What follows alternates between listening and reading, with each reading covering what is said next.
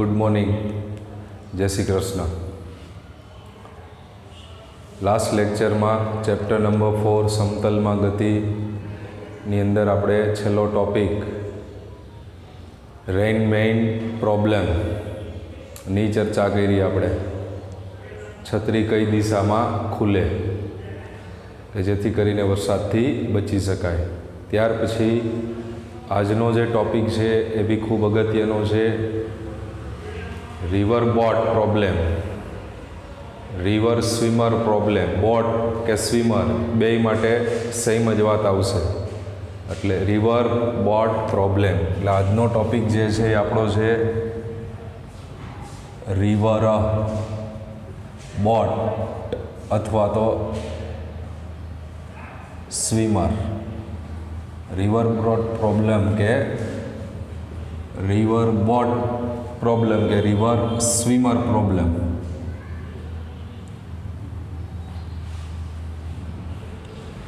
તો જેની અંદર બી સાપેક્ષ ગતિ ખૂબ અગત્યની છે. આપણે લાસ્ટ લેક્ચરમાં સાપેક્ષ ગતિ બી ને રિલેટેડ રેઇન મેઇન પ્રોબ્લેમની ચર્ચા કરી. આજના લેક્ચરમાં આપણે રિવર બોટ પ્રોબ્લેમ વિશે વાત કરવાની છે. તો રિવર બોટ પ્રોબ્લેમની અંદર પહેલો કેસ આપણે એવો વિચારીએ, આપણી પાસે એક દાખલા તરીકે એક આ નદી છે. આ નદીની અંદર પાણી વહી રહ્યું છે. તો પાણી જે છે વહે છે એ નદીના પાણી અંદર જે પાણી છે એ પાણીનો પ્રવાહ આ દિશામાં છે. તો એ પ્રવાહનો જે વેગ છે એટલે નદીના પ્રવાહનો વેગ એને આપણે કહી દઈએ છીએ VR. એ આ દિશામાં, મતલબ આ દિશામાં પાણી વહે છે, બરાબર છે. હવે એ નદીની અંદર કોઈ એક વ્યક્તિ, બરાબર છે, પ્રવાહની દિશામાં જ તરે છે. કઈ દિશામાં તરે છે? પ્રવાહની દિશામાં. હવે વ્યક્તિ પ્રવાહની દિશામાં તરે એટલે પ્રવાહની દિશામાં કોણ? વ્યક્તિ. તો એનો જે વ્યક્તિ માટે આપણે VM કહી દઈએ છીએ, પણ નદીની અંદર તરે છે એટલે એ જે વેગ છે એ કયો વેગ થશે? સાપેક્ષ વેગ થશે VMR, કારણ કે પાણીની અંદર તરે છે. તો પાણીની અંદર એટલે ખાલી વ્યક્તિનો વેગ ન કહેવાય, બરાબર. વ્યક્તિનો વેગ કેવો હોય તો કોઈ વ્યક્તિ છે એ બહારથી જોવે છે એને, બરાબર છે. તો આ જે વ્યક્તિ છે એના માટેનો વેગ છે એ ખાલી વ્યક્તિનો વેગ કહેવાય. તો વ્યક્તિ પાણીની અંદર તરે છે એટલે એ જે વેગ થશે એ શું થઈ જાય? VMR. તો આપણે એવું કહી શકીએ, કોઈ એક વ્યક્તિ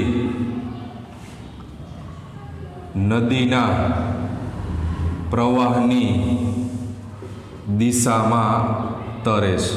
નદીનો પ્રવાહ જે છે એ દિશામાં તરે છે. અને એ જે સ્ટ્રીમ છે એને ડાઉન સ્ટ્રીમ, ઘણી વખત અંગ્રેજીમાં લખવામાં આવે ડાઉન સ્ટ્રીમ. બે એક જ દિશામાં હોય ત્યારે એને શું ગણવામાં આવે છે? Down stream. તો આ જે વ્યક્તિ જોવે છે એને એ વેગ કેટલો લાગશે, બરાબર. તો એના ઉપરથી આપણે લખી શકીએ VM બરાબર VMR પ્લસ VR. એટલે ખરેખર VMR બરાબર તમે જુઓ એટલે VM માઇનસ VR. સાપેક્ષ વેગ જે ભણી ગયા આપણે, વ્યક્તિનો નદીના પ્રવાહની સાપેક્ષ વેગ તો VM માઇનસ VR. મેન એટલે વ્યક્તિ અને પ્રવાહ નદી એટલે રિવર, તો એની સાપેક્ષ વેગ VM માઇનસ VR. તો આ જે વ્યક્તિ છે એને એની ઝડપ કેટલી દેખાશે? ફોર એક્ઝામ્પલ આપણે એમ કહીએ કે પ્રવાહની ઝડપ છે એ 3 km/h છે અને વ્યક્તિ એની અંદર 4 km/hની ઝડપે શું કરે છે? તરે છે, બરાબર છે. તો આ જે ઊભેલી વ્યક્તિ છે એની ઝડપ એને કેટલી, આ વ્યક્તિને કેટલી ઝડપ લાગતી હશે? બરાબર. તો આપણે કહીએ કે 7 km/h. બે એક જ દિશામાં, બરાબર છે. તો પ્રવાહની દિશા એમાં ઉમેરાઈ જાય એટલે ટોટલ 4 + 3 બરાબર કેટલા થઈ જાય? 7. તો અહીંયા આ બહુ સિમ્પલ છે. પ્રવાહની દિશામાં જ એ વ્યક્તિ શું કરે છે? તરે છે. એ સિવાય બીજા કેસમાં આપણે એવું વિચારી શકીએ, બીજો કેસ કે વ્યક્તિ પ્રવાહની વિરુદ્ધ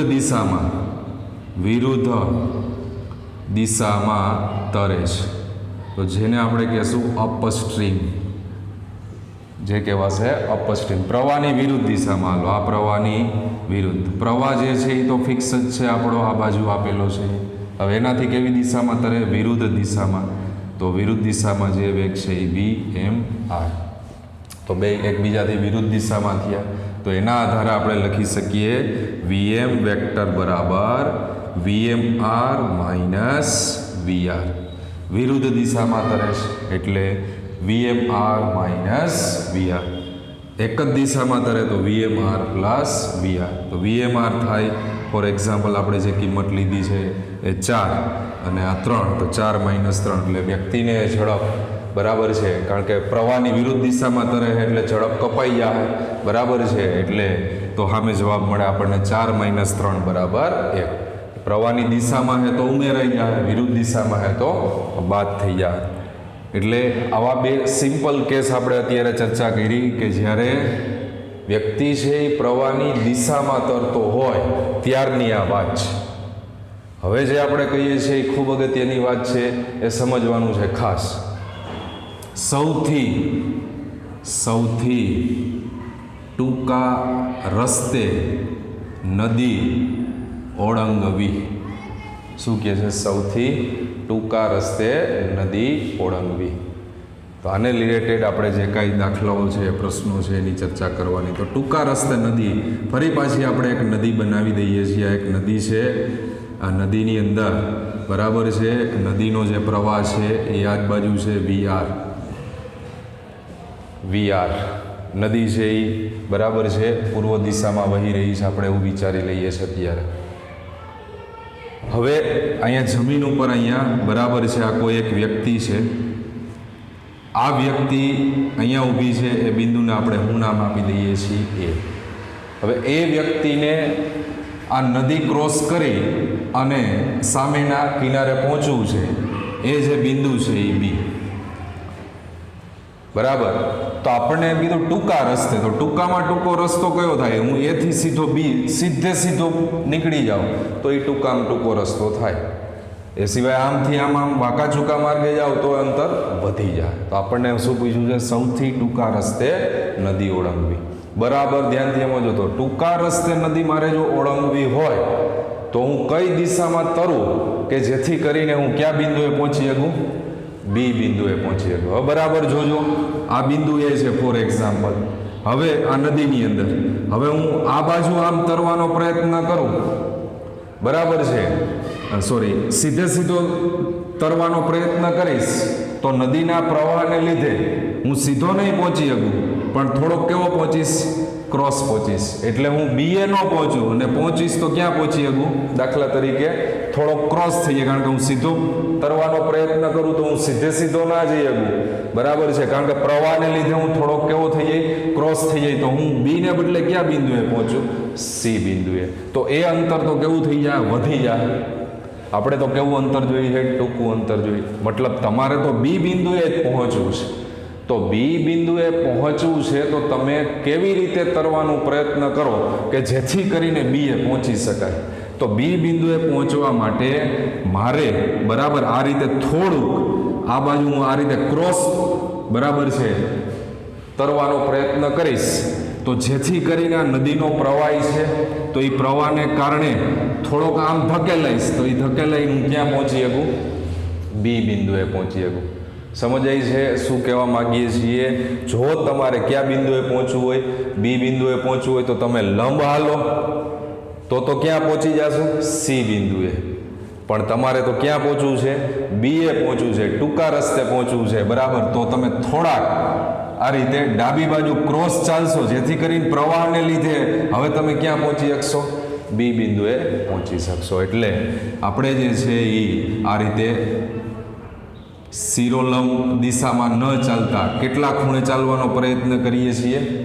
થીટા ખૂણે બરાબર. આ દિશામાં થીટા ખૂણે વ્યક્તિ ચાલવાનો પ્રયત્ન કરે છે. તો એ જે વેગ છે એ આપણો વેગ, વ્યક્તિનો વેગ, એને આપણે શું કહીએ છીએ? VMR.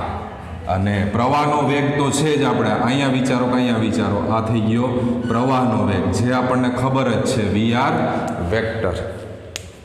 અહીંયા વિચારો તો ઈ છે ને અહીંયા વિચારો તો ઈ છે. આ થઈ ગયો પ્રવાહનો વેગ વીઆર વેક્ટર, આ વ્યક્તિનો વેગ થઈ જાય વી એમ આર વેક્ટર, અને આ જે છે એ વ્યક્તિને અહીંથી અહીંયા પહોંચવું છે એટલે આ વ્યક્તિનો વેગ થઈ જશે જે થઈ જશે વી એમ. તો આકૃતિ ઉપરથી તમે જોઈ શકો બરાબર છે. ત્રિકોણની રીત પ્રમાણે આપણે સદિશની રીતે શું લખી શકીએ? આકૃતિ પરથી તમે જોઈ શકાય છે આ એક સદિશ, એના ઉપર આ બીજા સદિશના શીર્ષ ઉપર એનું પૂછ, તો વીએમ છે એ પરિણામી સદિશ છે. મતલબ વીએમ વેક્ટર બરાબર VM R plus VR vector. આકૃતિ પરથી આપણે આવું લખી શકીએ VM vector plus VR vector. VM બરાબર કેટલા ખૂણે ચાલવું પડશે? આપણે થીટા ખૂણે થોડાક ક્રોસ ચાલશું તો આપણે કયા બિંદુએ પહોંચી શકશી? બી બિંદુએ. અને બી બિંદુએ પહોંચે ત્યારે આ જે અંતર એ બી છે એ ટૂંકામાં ટૂંકું અંતર થાય. તો થીટા ખૂણે આપણે વિચાર્યું કોને ચાલવાનો પ્રયત્ન કરીએ તો આ થીટા ખૂણો કેની આરે? શિરોલંબ આરે બરાબર. વીએમ આરના બે ઘટકો આપણે વિચારવા પડશે. એમાં એક ઘટક થશે વીએમ આર કોસ થીટા અને બીજો ઘટક થશે વીએમ આર જેની સાથે થીટા બને એ કોસ, એ સિવાયનો ઘટક સાઈન. તો વીએમ આર સાઈન થીટા અને VM R cos theta. Ready? તો તમારે કયા બિંદુએ પહોંચવું છે? બી. તો બી બિંદુએ પહોંચવા માટે શું થવું જોઈએ? તો બી બિંદુએ તમે ત્યારે જ પહોંચી શકો કે વીએમ આર સાઈન થીટા બરાબર શું થઈ જાય? વીઆર. વીઆર છે એ જમણી બાજુ બરાબર છે અને વીએમઆર ડાબી બાજુ. બી બિંદુએ પહોંચવા માટે વીએમઆર સાઈન થીટા બરાબર શું થઈ જવું જોઈએ? વીઆર. અને તેથી સાઈન થીટા બરાબર લખીએ ગાય વીઆર અપોન વીએમઆર. આ કાયદેસર રીતે, બાકી આકૃતિ પરથી સીધું સાઈન થીટા આ કાટખૂણો બની જાય. સાઈન થીટા બરાબર સામેની બાજુ છેદમાં કર્ણ. તો સામેની બાજુ એટલે વીઆર અને છેદમાં કર્ણ એટલે વીએમઆર. તો સાઈન થીટા બરાબર વીઆર અપોન વીએમઆર.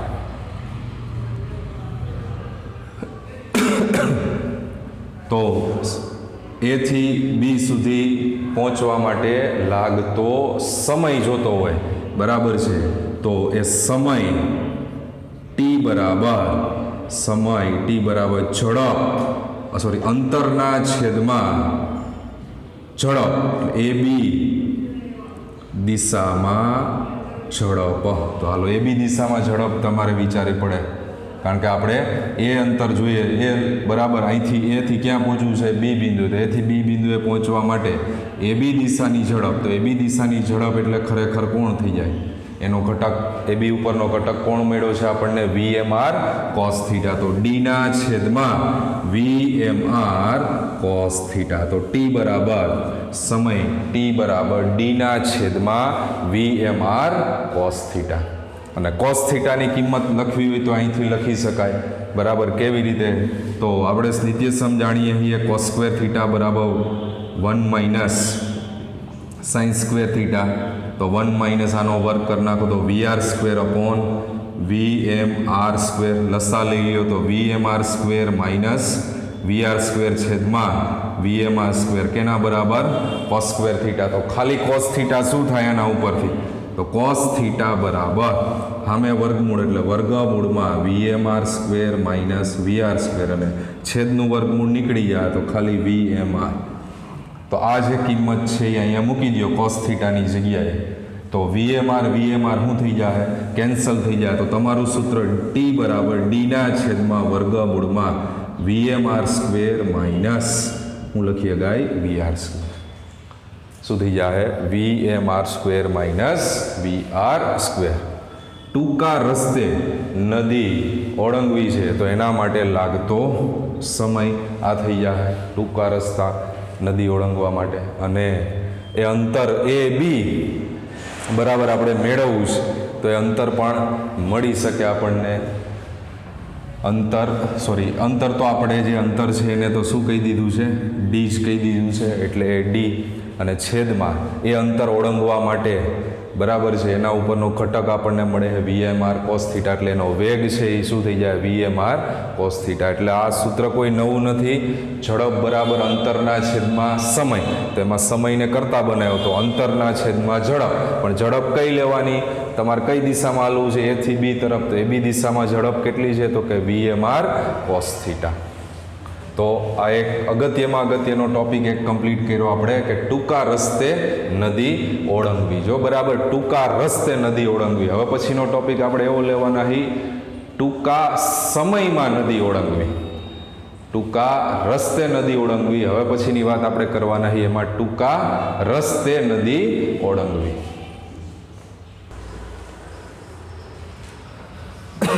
ચાલો ત્યાર પછી આગળ હવે બરાબર ધ્યાનથી જોયો, ન્યૂનતમ સમયમાં નદી ઓળંગવી. અહીંયા આપણે ટૂંકા રસ્તે નદી ઓળંગવી, હવે ન્યૂનતમ સમયમાં નદી ઓળંગવી. એટલે જ આપણે આ ટોપિક હારે રાખ્યો, તમને ખ્યાલ આવે. તો હવે એવી આકૃતિ બનાવીએ છીએ આપણે, નદીનો વેગ, પ્રવાહનો વેગ તો જે છે એ છે જ. અહીંયા બિંદુ A, અહીંયા કોઈ બી આ વ્યક્તિ છે, બરાબર છે, એ લંબ દિશામાં, શિરોલંબ દિશામાં તરવાનો શું કરે છે પ્રયત્ન. અહીંયા આપણે શિરોલંબ દિશામાં નહોતા તરતા, છે ત્રાસા, કારણ કે આપણે ક્યાં પહોંચવું હતું, B બિંદુએ પહોંચવું. તો હવે આપણે ટૂંકો સમય જોઈએ છે, બરાબર છે, તો ટૂંકો સમય જોઈએ છે એટલે એ લંબ દિશામાં તરે છે. હવે વ્યક્તિ અહીં શિરોલંબ દિશામાં ગતિ કરે છે. હવે શિરોલંબ દિશામાં ગતિ કરે છે, બરાબર છે, તરે છે. આપણે જે આ ત્રાસુ વિચાર્યું હતું ને એને બદલે એ કેવી રીતે પ્રયત્ન કરે છે શિરોલંબ દિશામાં, તો એ જે વેગ છે એ VMR. આ ત્રાસાને બદલે એ વર્ટિકલ શિરોલંબ તરવાનો શું કરે છે પ્રયત્ન. મતલબ વાયક્ષ ઉપર જ. તો આ જે ખૂણો બનતો તો એ ખૂણો બનતો નથી. તો એ ખૂણો તમે વિચારો તો આમ હતો, એને આ સીધું કરી દીધું, ખૂણો કોઈ પ્રકારનો બનતો નથી, ખૂણો 0 થઈ જાય છે, એવું કહી શકીએ આપણે, બરાબર છે. એટલે ન્યૂનતમ સમય માટે શું કરશો, ન્યૂનતમ સમય માટે થીટા બરાબર શું થઈ જાય 0. તો આની આકૃતિ આપણે રાખવી હોય તો આપણે જે ઘટક વિધેય હતા એ ઘટક એમનેમ રાખો, પણ એમાં થીટા બરાબર શું મૂકી દેશો 0. તો થીટા બરાબર 0, તો cos 0 કેટલા થઈ જાય 1 થઈ જાય. cos 0 1 એટલે ખાલી શું થઈ જાય VMR.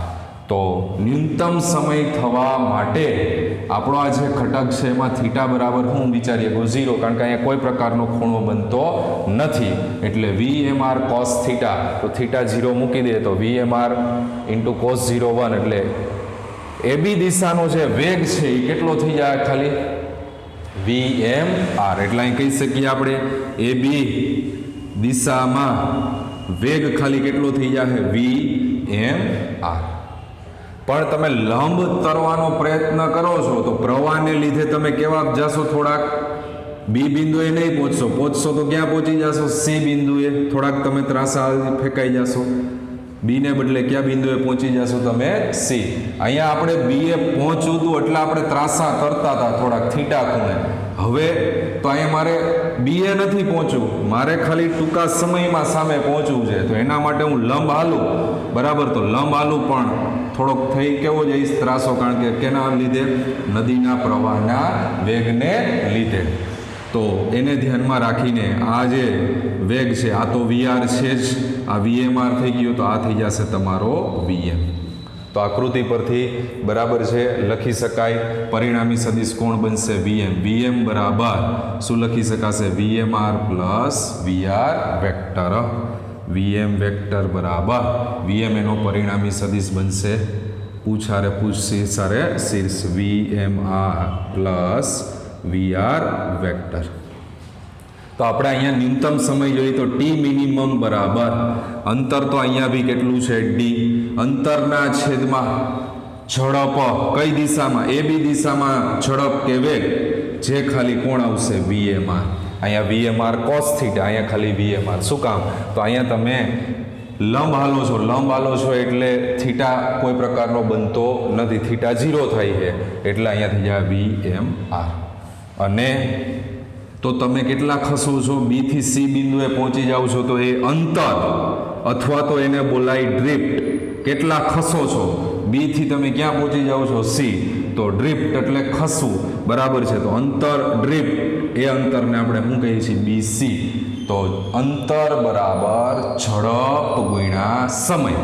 તો ઝડપ કઈ આવે? તમે કઈ દિશામાં? સમક્ષિતિજ દિશામાં. તો સમક્ષિતિજ દિશામાં ઝડપ કોણ છે? વીઆર. એટલે ઝડપ વીઆર અને ગુણ્યા સમય, એના માટે લાગતો સમય આપણે મેળવો ટી મિનિમમ, ન્યૂનતમ સમય.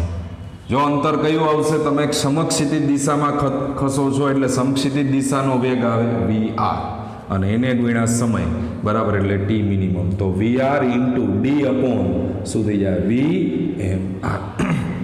આ થઈ જાય તમારો ડ્રિફ્ટ અંતર, વીઆર ઇન્ટુ ડી અપોન વી એમ આર. ચાલો, આ કમ્પ્લીટ થઈ ગયું. ન્યૂનતમ સમયમાં નદી ઓળંગવી, ટૂંકા રસ્તે નદી ઓળંગવી, ન્યૂનતમ સમયમાં નદી. આ થઈ ગયું રિવર બ્રોડ પ્રોબ્લેમ કે રિવર સ્વિમર પ્રોબ્લેમ. બોટની જગ્યાએ સ્વિમર હોય તો એ પ્રમાણે કોઈ ફેરફાર નહીં, બધો કન્સેપ્ટ સેમ જ. તો આ ટોપિક ટેક્સ્ટબુક લેવલે આપણને સમજાવેલો નથી, એનો આપણને એક દાખલો આપેલો ખાલી ટેક્સ્ટબુકની અંદર. તો એ દાખલાની હવે આપણે ચર્ચા કરીએ, આપણને ઝડપથી ખ્યાલ આવી જાય કે આ દાખલો શું કહેવા માગે છે. જે દાખલો આપણને સ્વાધ્યાયની અંદર આપેલો છે, સ્વાધ્યાયની અંદર દાખલા નંબર 13, સ્વાધ્યાયની અંદર દાખલા નંબર 13 આપેલો છે. જો બધા દાખલા નંબર 13ની રકમ ધ્યાનથી વાંચશો. દાખલા નંબર 13, એક વ્યક્તિ, બરાબર છે. હવે આપણે આને ઉસી નાખીએ છીએ. રકમમાં ધ્યાન આપશો બધા. સ્વાધ્યાયની અંદર છે દાખલા નંબર 13, એક વ્યક્તિ સ્થિર પાણીમાં 4 કિલોમીટર પર અવરની ઝડપે તરી શકે છે. નદીનું પાણી 3 કિલોમીટર પર અવરની અચળ ઝડપથી વહી રહ્યું છે. વ્યક્તિ વહાણને લંબ રૂપે તરવાનો પ્રયત્ન કરે છે. તો જે દાખલો છે એમાં આ કન્સેપ્ટ ઉપયોગી થાય છે, આપણે જોઈએ. આ નદી છે, નદીની ઝડપ, પ્રવાહની ઝડપ આપી છે 3 કિલોમીટર પર અવર, બરાબર છે. વ્યક્તિ સ્થિર પાણીમાં 4 કિલોમીટર પર અવરની ઝડપે, અને પછી વાક્યમાં કીધું ને વહાણને લંબ રૂપે, એટલે અહીંયા બિંદુ એ, અહીંયા બિંદુ બી, લંબ રૂપે તરવાનો પ્રયત્ન કરે છે. એટલે આ જે છે એ શું થઈ જાય? વીએમઆર. અને એ વીએમઆર આપ્યો છે આપણને 5 કિલોમીટર પર અવર, સોરી 4 કિલોમીટર પર અવર. લંબ રૂપે આપણે જોયું અહીંયા કઈ દિશામાં લંબ રૂપે તરવાનો પ્રયત્ન કરે, એટલે આપણે આ કન્સેપ્ટનો ઉપયોગ કરવાનો થાય. તો નદીના બીજા કિનારે પહોંચે ત્યારે તે વહેણથી કેટલે દૂર હશે? નદીની પહોળાઈ આપી છે આપણને 1 કિલોમીટર. નદીના બીજા કિનારે પહોંચે, બરાબર છે, ત્યારે તે નદીના વહેણ તરફ કેટલે દૂર પહોંચશે? નદીના વહેણ તરફ કેટલે દૂર પહોંચશે? કહેવાનો મતલબ નદીના પ્રવાહને લીધે એ હાલે છે શિરોલંબ, તો અહીંયા બી એ નહીં પહોંચે, એ પહોંચે છે ક્યાં? સી બિંદુએ. તો એ અંતર કેટલું? એ બીસી અંતર આપણે કહેવાનું છે અહીંયા. તો નદીના પ્રવાહનો વેગ તો વીઆર એ છે, આ વીએમઆર, અને આ થઈ જશે એ વ્યક્તિનો વેગ વીએમ. તો આ જ કન્સેપ્ટ આરે આપણે ન્યૂનતમ સમયમાં નદી ઓળંગવી એ કન્સેપ્ટ. તો ન્યૂનતમ સમય નદી ઓળંગવા માટે ન્યૂનતમ સમય ટી મિનિમમ બરાબર ડી અપોન વીએમઆર. તો ટી મિનિમમ, ડી છે તમારી પાસે 1 કિલોમીટર, વીએમઆર 4 કિલોમીટર પર અવર, એટલે છેદનો છેદંશમાં કિલોમીટર, એટલે 1/4 અવર. આ શું મળી ગયો આપણને? સમય. તો એ કેટલો ખસે છે એ પૂછ્યું છે, એટલે અંતર ડ્રિફ્ટ બીસી બરાબર ટી મિનિમમ ઇન્ટુ કઈ દિશામાં? સમક્ષિતિજ દિશામાં વીઆર. તો ટી મિનિમમ તમારી પાસે છે 1/4h અને વીઆર તમારી પાસે છે 3 કિલોમીટર પર અવર. આ એચ કેન્સલ થઈ જાય, તો 3/4 બીસી બરાબર થઈ જાય 3/4 કિલોમીટર, મતલબ 0.75 કિલોમીટર. તો મીટરમાં લખો તો થઈ જાય 750 મીટર. એટલે જવાબ થઈ જાય તમારો 750 મીટર। તો પ્રશ્નની અંદર આપણને એ પૂછ્યું નદીના બીજા કિનારે પહોંચે ત્યારે તે વહેણથી કેટલે દૂર ફેંકાશે, તો કેટલે દૂર ફેંકાશે, તો કે 750। આ જ પ્રશ્નમાં તમને બીજો કોઈ પ્રશ્ન પૂછવામાં આવે કે વ્યક્તિએ પાણીમાં કાપેલું અંતર, તો શું થશે? આ વધારાનું એક્સ્ટ્રા, વ્યક્તિએ પાણીમાં કાપેલું અંતર, તો આપણને ખ્યાલ આવીએ પાણીમાં કાપેલું અંતર એટલે કોણ થશે? એ કેટલું અંતર કાપે એ કોણ થશે? એસી। તો પાણીમાં કાપેલું અંતર એસી। તમારી પાસે બીસીએ છે અને આ એબીએ છે, તો પાયથાગોરસથી તમને મળી જાય, બરાબર છે। તો એસી સ્ક્વેર બરાબર BC square plus AB square. AC AC એ શું થશે? વ્યક્તિએ પાણીમાં કાપેલું અંતર, તો બીસી સ્ક્વેર એટલે થઈ જાય 0.75 કિલોમીટરે કિલોમીટર રાખીએ છીએ, 0.75નો વર્ગ વત્તા 1નો વર્ગ, તો 0.75 એટલે 0.5નો વર્ગ પછી 7 × 8 56, 0.56 પ્લસ 1 બરાબર થઈ જાય વર્ગમૂળમાં 1.5625 એસી સ્ક્વેર। તો 1.5625નું વર્ગમૂળ તમારે કાઢવાનું થાય, તો 1.5625 જેનું વર્ગમૂળ થઈ જાય 1.25, કેટલું થઈ જાય? 1.25 એસી સ્ક્વેર, તો વર્ગમૂળ લખી નાખો એટલે થઈ જાય ખાલી એસી। તો એસી બરાબર આપણને જવાબ મળશે 1.25 કિલોમીટર, મતલબ થઈ જાય 1250 મીટર।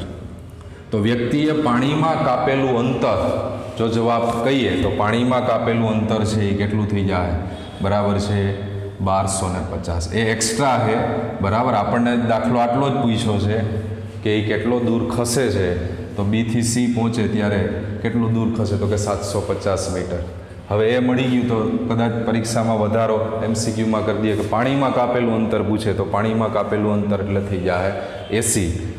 તો બીસી ને એબી બે છે એના આધારે તમે મેળવી શકો છો એસી। આવો એક હજી દાખલો આપણે એક્ઝામ્પલ સ્વરૂપે વધારે એક્સ્ટ્રા જોઈએ, જેથી કરીને આપણને હજુ વધારે ખ્યાલ આવે।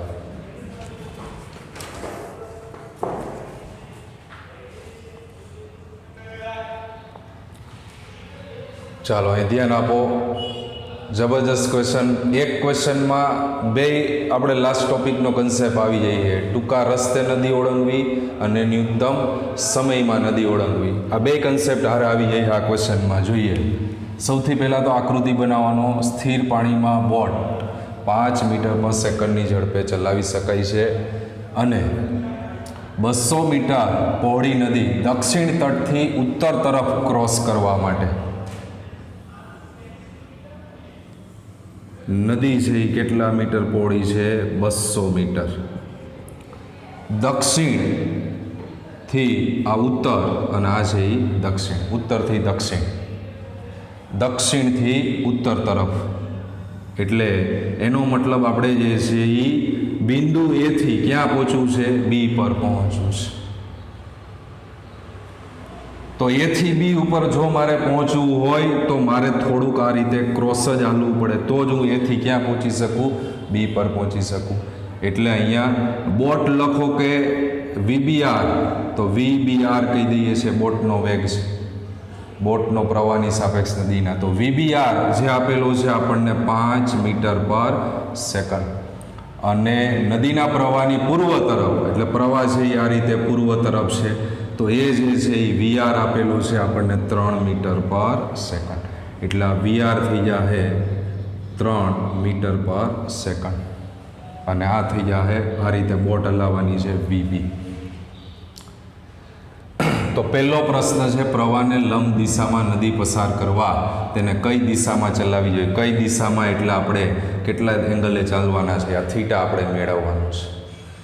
તો અહીંયા આપણે આ થીટાના બે ઘટકો માટે આપણે એમ કહીએ કે વીબીઆર કોસ થીટા, અને આ ઘટક થઈ જાય વીબીઆર સાઇન થીટા। પણ આ થીટા માટે તો આપણે સીધું સાઇન થીટા બરાબર સામેની બાજુ છેદમાં કર્ણ તોય ચાલશે। તો સાઇન થીટા બરાબર વીઆર અપોન વીબીઆર, થિયરી પ્રમાણે જ વાત છે 3/4 5 તો સાઇન થીટા 3/5 એટલે થીટા બરાબર થઈ જાય 37. 3/5 મેં તમને યાદ રાખવાનું કીધું છે 3/5 સાઇન 3/5 તો ખૂણો થઈ જાય 37. સાઇન 3/5 તો હારે આપણે સમજીએ ગઈએ સાઇન થીટા સામેની બાજુ છેદમાં કર્ણ તો આ 4 તો કોસ થીટા કેટલો થઈ જાય એ આપણને ખબર પડી જવી જોઈએ 4/5 સાઇન થીટા બરાબર 3/5 હોય તો કોસ થીટા કેટલો થઈ જાય 4/5. કેમ એવું કર્યું તો આપણે બીજા પ્રશ્નમાં બરાબર છે આપણને બીજો પ્રશ્ન પૂછ્યો છે એમાં નદી પસાર કરવા માટે લાગતો સમય લંબ દિશામાં નદી પસાર કરવા માટે લાગતો સમય તો નદી લંબ દિશામાં નદી પસાર કરવા લાગતો સમય બરાબર ટી બરાબર અંતરના છેદમાં લંબ દિશામાં વેગ કોણ એટલે એબી દિશાનો વેગ તો અંતર તમારી પાસે છે 200 મીટર અને એબી દિશાનો વેગ કોણ થશે VBR cos theta VBR cos theta તો 200 છેદમાં VBR છે તમારી પાસે 5 cos થીટા sin થીટા ઉપરથી મળી જશે 4/5 5 કેન્સલ અને આ થઈ જાય 50 200/4 50 સેકન્ડ. તો બીજા પ્રશ્નનો જવાબ મળશે આપણને લંબ દિશામાં નદી પસાર કરવા માટે લાગતો સમય 50 સેકન્ડ. હવે ત્રીજો પ્રશ્ન છે તો એની અંદર આવી જાય છે ન્યૂનતમ સમય. હવે ન્યૂનતમ સમય માટે તો થીટા શું થઈ જાય 0 એ આપણે ભણાવી દીધું તમને ન્યૂનતમ સમયમાં થીટા બરાબર શું થઈ જાય 0 તો થીટા 0 થઈ જાય એટલે આ cos 0 1 થઈ જાય. તો એની અંદર ખાલી ટી મિનિમમ બરાબર ડી બાય શું આવશે ખાલી VBR તો ડી તમારી પાસે કેટલો છે 200 VBR આકૃતિ આની ચેન્જ નહીં કરીએ આ એક જ આકૃતિમાં હવે આપણને ખબર પડી ગઈ છે એટલે સીધું જ આપણે ન્યૂનતમ સમય તો થીટા 0 થઈ જાય એટલે cos થીટા 0 cos 0 1 અને VBR છે 5 બરાબર થઈ જાય 40 સેકન્ડ. તો ટી મિનિમમ આપણને મળશે 40 સેકન્ડ. અને વધુમાં પૂછ્યું છે અંકારવા એને કઈ દિશામાં અંકારવી જોઈએ અને કેટલા અંતર સુધી ખસેડાશે બરાબર કેટલા અંતર સુધી ખસેડાશે તો એ અંતર એટલે કે ડ્રિફ્ટ બરાબર BC બરાબર ટી મિનિમમ ઇન્ટુ એ દિશામાં વેગ છે એ કોણ હોય VR બરાબર છે સમક્ષિતિજ દિશામાં. ખાલી અહીંયા આપણે બતાવી દઈએ આ બિંદુ બીથી ક્યાં પહોંચશે C ઉપર તો એ અંતર કોણ થશે BC બરાબર છે એટલે એ અંતર BC ટી મિનિમમ 40 અને અંતર જે છે એ 3 મીટર પર સેકન્ડ બરાબર થઈ જાય 120 મીટર એટલે એ અંતર એ ડ્રિફ્ટ જે છે એ જવાબ મળશે આપણને 120 મીટર. તો આ જે કન્સેપ્ટ એવું છે કે એ કન્સેપ્ટની અંદર આપણને બે કન્સેપ્ટ આવી જાય છે ટૂંકા રસ્તે નદી ઓળંગવી અને ન્યૂનતમ સમયમાં નદી ઓળંગવી.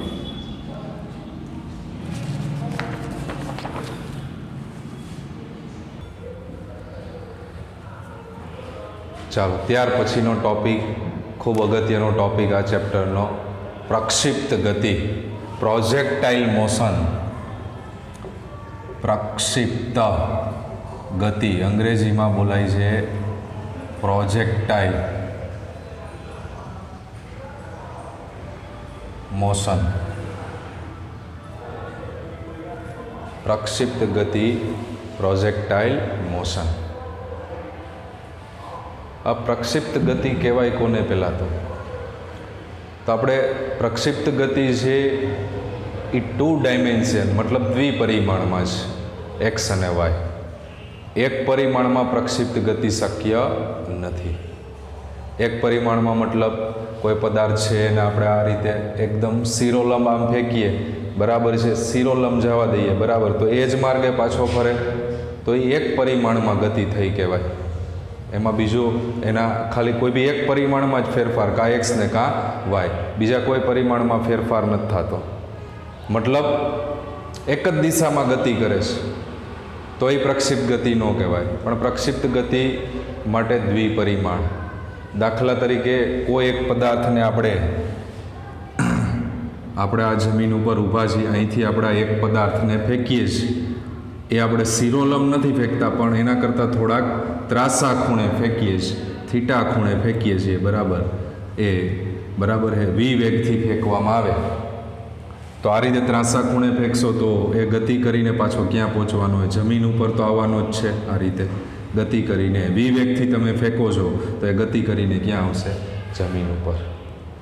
તો આ જે ગતિ થાય છે એ ગતિ છે એ પ્રક્ષિપ્ત ગતિ છે. ક્યારે પ્રક્ષિપ્ત ગતિ થાય? તમે થીટા ખૂણે ફેંકશો તો. કારણ કે થીટા ખૂણે ફેંકશો એટલે તમારે આના બે ઘટકો વિચારવા પડે. એક થશે Vx અને બીજો થઈ જશે Vy. એટલે આ કેવી ગતિ થઈ ગઈ? દ્વિપરિમાણ ગતિ થઈ ગઈ. એટલે પ્રક્ષિપ્ત ગતિ છે એ કેમાં શક્ય છે? દ્વિપરિમાણમાં જ શક્ય છે. તો વ્યાખ્યા આવી છે આની, જ્યારે કોઈ પદાર્થને પૃથ્વીના ગુરુત્વાકર્ષી ક્ષેત્રમાં, આપણે ક્યાં ફેંકીએ છીએ? પૃથ્વીના ગુરુત્વાકર્ષી ક્ષેત્રમાં ફેંકવામાં આવે ત્યારે તે સમક્ષિતિજ દિશાનો વેગ અને ઉધ્વ દિશામાંના પ્રવેગને કારણે જે ગતિ થાય છે એ ગતિ છે એને શું કહેવામાં આવે છે? પ્રક્ષિપ્ત ગતિ. શું આપી શકશે વ્યાખ્યા આપણે? જ્યારે કોઈ પદાર્થ પૃથ્વીના ગુરુત્વાકર્ષી ક્ષેત્રમાં ફેંકવામાં આવે તો આપણે આ ફેંકીએ છીએ એ કેટલા ખૂણે? તો ગુરુત્વાકર્ષી ક્ષેત્રમાં સમક્ષિતિજ સાથે, આપણે અમુક કોણે ફેંકો ને એટલે સમક્ષિતિજ સાથે અમુક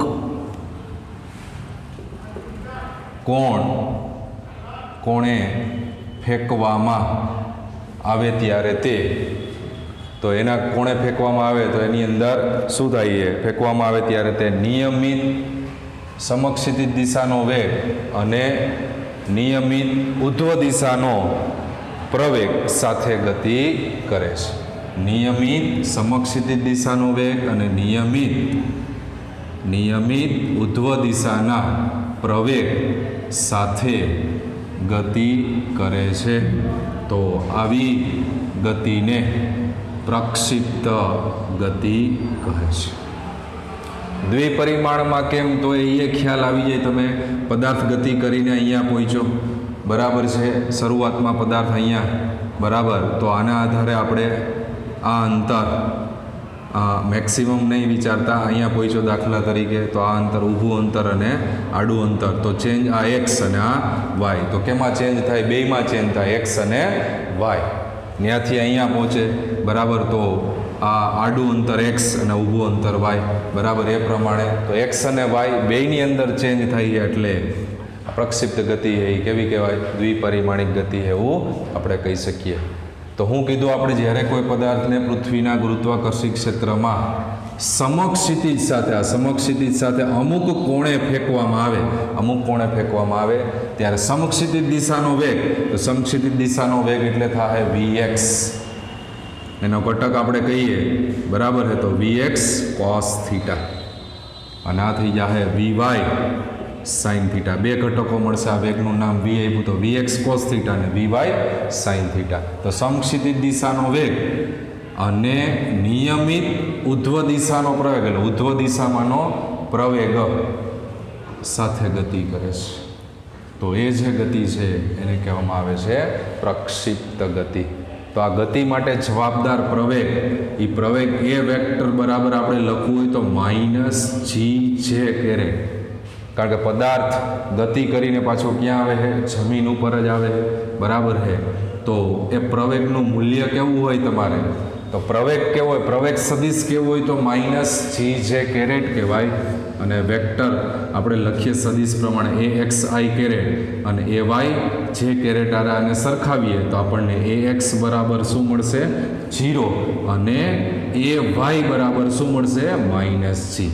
એટલે કહેવામાં આવ્યું કે નિયમિત ઉધ્વ પ્રવેગ સાથે, તો એ નિયમિત ઉધ્વ પ્રવેગ એટલે એ વાય. ઉધ્વ પ્રવેગ એટલે ઉધ્વ દિશાનો પ્રવેગ, ઉધ્વ દિશા એટલે વાય, તો એ વાય બરાબર માઇનસ જી. અને નિયમિત વેગ, તો વેગ અચળ એટલે અચળનું વિકલન 0 એટલે એક્સ દિશાનો પ્રવેગ. એના માટે આ નિયમિત વેગ માટે બરાબર છે પ્રવેગ કેવો હોય, તો એ પ્રવેગ કેટલો કહીએ ગઈએ 0 બરાબર છે. એટલે એ એક્સ બરાબર 0 કહીએ ગાય, એ વાય બરાબર શું કહીએ ગાય માઇનસ જી. કેના આધારે, તો આ નિયમિત ઉધ્વ પ્રવેગ સાથે ગતિ કરે એના આધારે એ વેક્ટર બરાબર માઇનસ કેમ આવશે બરાબર ગતિ કરીને પાછો ક્યાં આવે નીચે તરફ, એટલે માઇનસ જી છે કેરેટ. આમ પ્રક્ષિપ્ત ગતિએ, પ્રક્ષિપ્ત ગતિએ શું કહી શકીએ આપણે, બે પરસ્પર લંબ દિશામાં ગતિ કરતો પદાર્થ. પ્રક્ષિપ્ત ગતિએ પરસ્પર લંબ દિશામાં ગતિ કરતો પદાર્થ કે જે એકબીજાથી સ્વતંત્ર હોય, એટલે કે પ્રક્ષિપ્ત ગતિ બરાબર સમક્ષિતિજ ગતિ પ્લસ શિરોલંબ ગતિ. પ્રક્ષિપ્ત ગતિ બે ભાગમાં વહેંચાયેલી છે. સમક્ષિતિજ એટલે આડું, શિરોલંબ એટલે ઊભું. અંગ્રેજીમાં બોલીએ તો હોરિઝોન્ટલ અને વર્ટિકલ. શિરોલંબ એટલે વર્ટિકલ અને સમક્ષિતિજ એટલે હોરિઝોન્ટલ.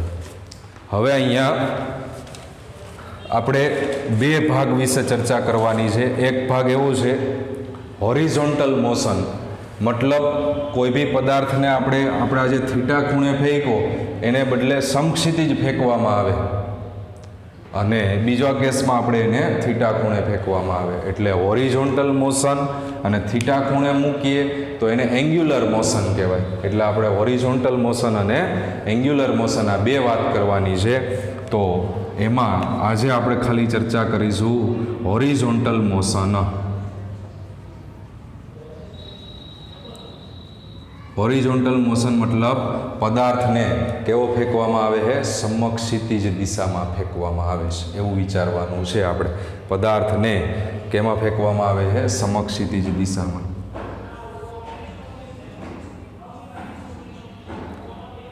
આ એક્સ અક્ષ અને આ વાય અક્ષ. હવે અહીંથી આપણે આ કોઈ એક પદાર્થને સમક્ષિતિજ દિશામાં કેટલા વેગથી, યુ વેગથી ગતિ કરે છે. ધારો કે કોઈ પદાર્થ ટી બરાબર કેટલા સમયે, 0 સમયે સમક્ષિતિજ દિશામાં યુ વેગથી ફેંકવામાં આવે છે. એટલે સમક્ષિતિજ દિશામાં ફેંકીએ એટલે જ એને હોરિઝોન્ટલ મોશન કીધેલું છે. તો સમક્ષિતિજ દિશામાં કેટલા વેગથી ફેંકવામાં આવે છે, યુ વેગથી.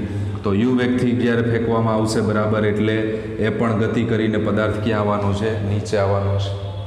તો અમુક સમય પસાર થયા પછી આ ટી બરાબર 0 સમય કીધો આપણે. અમુક સમય પસાર થયા પછી અહીંયા પહોંચે એટલે એ ટી બરાબર ટી સમય, ત્યારે એ બિંદુને આપણે શું કહી દઈએ છીએ, પી.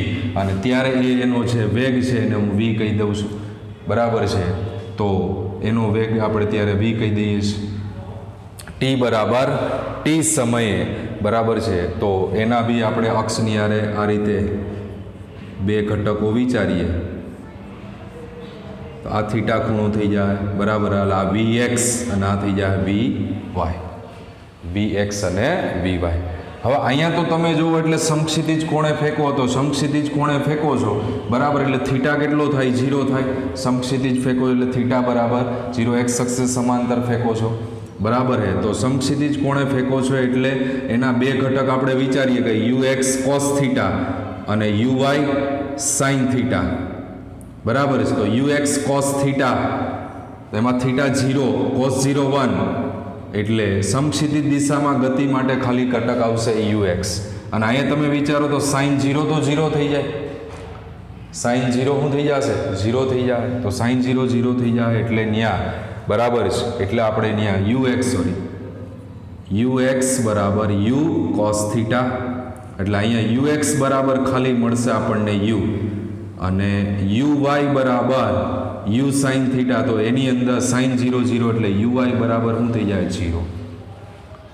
તો સમક્ષિતિજ દિશામાં ગતિ માટે ખાલી બરાબર છે ઝડપ આવશે ux બરાબર u, કારણ કે સમાંતર ફેંકવા સમક્ષિતિજ દિશામાં ફેંકો એટલે થીટા 0 થાય. તો ઘટકો વિચારીએ સમજાય એટલે સાઈડમાં આપણે ઘટકો બતાવ્યા ux cos theta uy sin theta. તો થીટા 0 મૂકવાનો થાય, કેમ?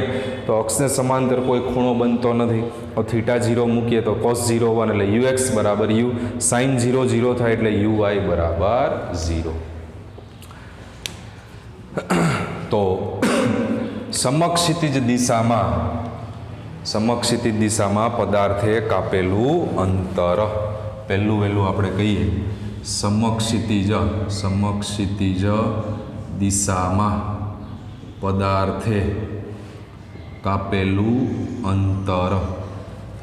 તો સમક્ષિતિજ દિશામાં ઝડપ આવી તમારી પાસે u બરાબર, અને પદાર્થે કાપેલું અંતર ઝડપ u અને અંતરને આપણે શું કહી દઈએ છીએ x. સમક્ષિતિજ દિશામાં કાપેલું આ જે અંતર છે બરાબર છે એને આપણે શું કહી દઈએ છીએ x, અને શિરોલંબ દિશામાં કાપેલું જે અંતર હોય એને આપણે શું કહી દઈએ છીએ y. બરાબર છે. એટલે આમ જોઈએ તો આ અંતર x, તો સામે પદાર્થ અહીંયા પહોંચ્યો તો ત્યારે એ અંતર y અંતર કેટલું થઈ જશે? આ થઈ જાય, એવું વિચારી શકીએ આપણે.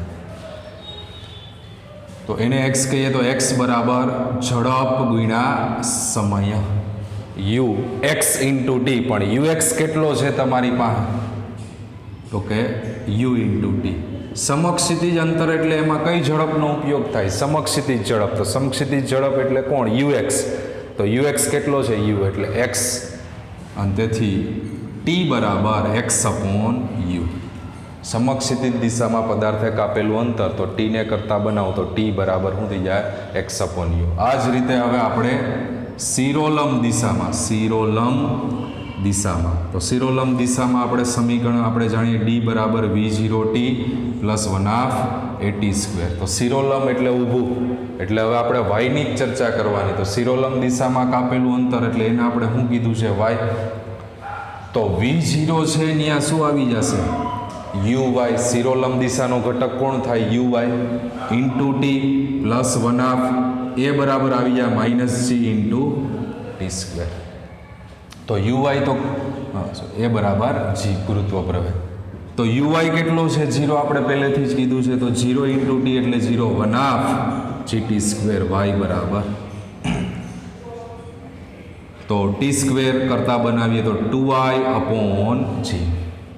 શું થઈ જાય? 2i upon g. અને તેથી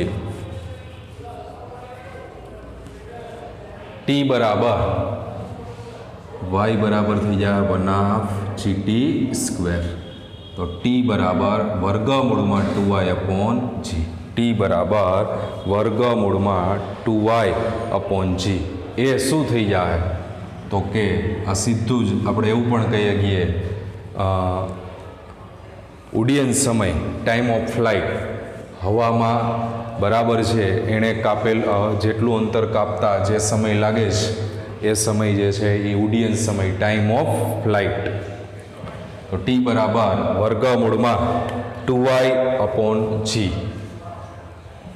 તો અહીંયા આપણે t ની કિંમત અહીંયા મૂકીએ તો 1/g. t એટલે x/u નો સ્ક્વેર, તો 1/2 ઇન્ટુ g x²/u². તો g અને u આ બે તો અચળ છે.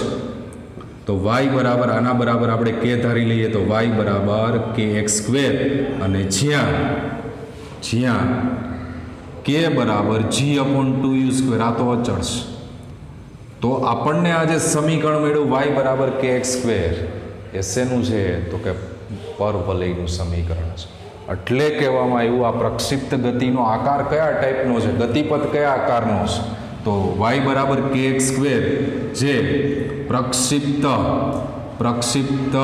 ગતિનો ગતિપથ દર્શાવતું સમીકરણ એ પરવલયનું સમીકરણ છે. પરવલયનું સમીકરણ. એટલે કહેવામાં આવ્યું છે કે પ્રક્ષિપ્ત ગતિનો ગતિપથ કયા આકારનો હોય છે? તો પરવલય આકાર. કેમ આપણે ભાઈ રેખાનું સમીકરણ હોય તો આપણે કેમ એક્સ પ્લસ બીવાય પ્લસ સી બરાબર 0 આ એક રેખાનું સમીકરણ કહેવાય. એમ વાય બરાબર કે એક્સ સ્ક્વેર. તો વાય બરાબર કે એક્સ સ્ક્વેરનો મતલબ એકનો વર્ગ હોય અને એકનો વર્ગ ના હોય ત્યારે હંમેશા કેનું સમીકરણ આવે? તો કે પરવલયનું સમીકરણ આવે. યાદ રાખવા માટે કહું છું, આ વાય બરાબર કે એક્સ સ્ક્વેર આપણને મળ્યા તો વાયનો વર્ગ નથી અને કેનો વર્ગ છે? એક્સ સ્ક્વેરનો. કે તો અચળ છે. કે શું છે? અચળ. એક્સ અને વાય બેમાં ફેરફાર થાય છે. એકનો વર્ગ હોય અને એકનો ન હોય એટલે એ પરવલય. દાખલા તરીકે હું એમ કહું વાય સ્ક્વેર બરાબર કે એક્સ તો પણ આ શેનું સમીકરણ છે? પરવલયનું. કારણ કે વાયનો વર્ગ છે તો સામે કેનો નથી? એક્સનો નથી. તો યાદ રાખવા માટે તમને કહું છું, એકનો વર્ગ હોય અને એકનો વર્ગ ન હોય ત્યારે હંમેશા એ જે સમીકરણ છે એ શું આવે? પરવલય. એટલે આ પ્રક્ષિપ્ત ગતિનો ગતિપથ કયા આકારનો કહેવામાં આવ્યો છે? પરવલય આકારનો કહેવામાં આવ્યો છે. તો આના આધારે આપણને ઉડ્ડયન સમય, તો ઉડ્ડયન સમય આપણે ચર્ચા અગાઉ કરી દીધી. ઉડ્ડયન સમય, ટાઈમ ઓફ ફ્લાઇટ, ઉડ્ડયન સમય, બરાબર. પદાર્થ ફેંકવામાં આવે, બરાબર, તો એ જમીન ઉપર આવે ત્યારે કેટલા સમયમાં જમીન ઉપર પાછો આવે એ સમય ઉડ્ડયન સમય ટી બરાબર વર્ગમૂળમાં 2h/g. એચ વાય બરાબર હું મૂકી દીધા છે એચ હાઇટ, એ વાય બરાબર એ જે છે એને શું કહી દેવામાં આવ્યું છે? એચ એટલે હાઇટ. તો આ વાયામ બરાબર જે એને એચ કહી દેવામાં આવ્યો છે એટલે 2h/g. ત્યારબાદ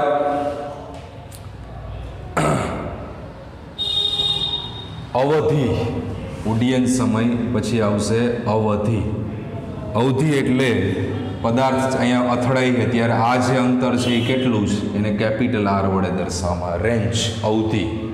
તો એ અવધિ મેળવવી છે તો અવધિ એટલે અંતર જ છે તો આર બરાબર ઝડપ ગુણ્યા સમય. તો ઝડપ એટલે સમક્ષિતિજ દિશાની ઝડપ છે એ તમારી પાસે કેટલી છે? ux. તો ux ઇન્ટુ સમય તમારી પાસે ઉડ્ડયન સમય આવી ગયો તો ux એટલે u અને આ થઈ જાય 2h/g. અવધિ r બરાબર u ઇન્ટુ વર્ગમૂળ 2h/g. તો આ એક ખાલી બેઝિક વાત આપણે કરી છે. ટેક્સ્ટબુકમાં આ વસ્તુ નથી આપી, આપણે તમને ખાલી એ ગતિની વાત કરી છે. નેક્સ્ટ લેક્ચરમાં આપણે અગત્યની વાત મેઇન છે એ પણ આ વસ્તુ ખબર છે તો એ ઝડપથી આપણને ખબર પડી જવાની. અત્યારે આજે આપણે એવી ગતિ કીધી છે, આપણે એન્ગ્યુલર મોશન મતલબ આપણે કોઈ પદાર્થને થીટા ખૂણે નથી ફેંકો પણ આપણે કેટલા 0 ખૂણે મતલબ આપણે સમક્ષિતિજ દિશામાં ફેંકો અને એના આધારે આપણને ગતિપથ કેવો મળ્યો તો એ પણ પ્રક્ષિપ્ત ગતિ. કારણ કે સમક્ષિતિજ દિશામાં ફેંકશો તો એ પદાર્થ એ પાછો ક્યાં આવવાનો છે? જમીન ઉપર તો પડવાનો જ છે. તો ત્યારે આ જે આકાર બને છે એ આકાર કેવો હોય? તો એ આકાર છે એ પ્રક્ષિપ્ત ગતિ. એ કેવી રીતે એ આપણે સાબિત કરીને જોઈ લીધું. તો સમક્ષિતિજ દિશામાં ફેંકો એટલે આપણને એ આઈડિયા આવી જવો જોઈએ. થીટા 0 તો ux બરાબર u અને uy બરાબર 0 થઈ જાય. તો સમક્ષિતિજ દિશામાં અંતર એટલે ઝડપ ગુણ્યા સમય. સમક્ષિતિજની વાત હોય એટલે સમક્ષિતિજ ઝડપ જ આવે તો સમક્ષિતિજ ઝડપ થાય ux. ux એટલે u ઇન્ટુ ટી. તો ટી બરાબર x/u. હવે શિરોલંબની વાત કરીએ તો શિરોલંબ દિશામાં બરાબર છે આપણી પાસે આ સૂત્ર તમે ત્રીજા ચેપ્ટરમાં d બરાબર v0t 1/2t². તો શિરોલંબ દિશામાં જે અંતર છે એને y, તો y બરાબર u v0 મતલબ ન્યાય એનો શિરોલંબ એટલે y ઘટક જ આવે uy ઇન્ટુ ટી 1/gt². તો uy તો કેટલો છે? 0 છે તો 1/gt². અને તેથી બરાબર છે y બરાબર 1/gt². તો એના આધારે ટીની કિંમત મૂકી એટલે આપણને સમીકરણ મળ્યું y બરાબર kx². તો y બરાબર kx² એ સમીકરણ શું આપે છે? તો કે જે પ્રક્ષિપ્ત ગતિનો શું દર્શાવે છે? ગતિપથ. અને એ ગતિપથ કયા આકારનો છે? પરવલય આકાર. યાદ રાખવાનું પણ કીધું, એકનો વર્ગ હોય એકનો ના હોય ત્યારે એ ગતિપથ પરવલય આકાર કહેવાય. બીજું આપણે એમાં વાત કરી ઉડ્ડયન સમય મતલબ પદાર્થ કેટલા સમય પછી જમીન ઉપર આવ્યો છે એ સમય આપણે મેળવવા માટે અહીંથી વાત કરી દીધી. તો આમાં ટીને સૂત્રનો કરતા બરાબર છે અને વાય બરાબર એ જ કહી દીધું છે તો ટી બરાબર વર્ગમૂળમાં 2h/g. અને અવધિ એટલે પદાર્થ જમીન ઉપર આવે ત્યારે એને આ જે કેટલું અંતર છે મેક્સિમમ એમ અવધિ એને કહેવાશે આર બરાબર ઝડપ ગુણ્યા સમય ઝડપ છે યુએક્સ ઇન્ટુ ટી તો યુએક્સ એટલે યુ ઇન્ટુ ટી વર્ગમૂળમાં 2h/g હવે પછીના લેક્ચરમાં આપણે પ્રોજેક્ટાઇલ મોશનની અંદર એંગ્યુલર મોશન એટલે કોઈ બી પદાર્થને કેટલા ખૂણે ફેંકવામાં આવે થીટા ખૂણે ફેંકવામાં આવે બરાબર તો થીટા ખૂણે ફેંકશું એટલે અહીંયા યુએક્સ બરાબર આપણે યુ નહીં કહીએ તો શું થઈ જાય યુ કોસ થીટા અને યુ સાઇન થીટા તો નેક્સ્ટ લેક્ચરમાં આપણે ચર્ચા કરીશું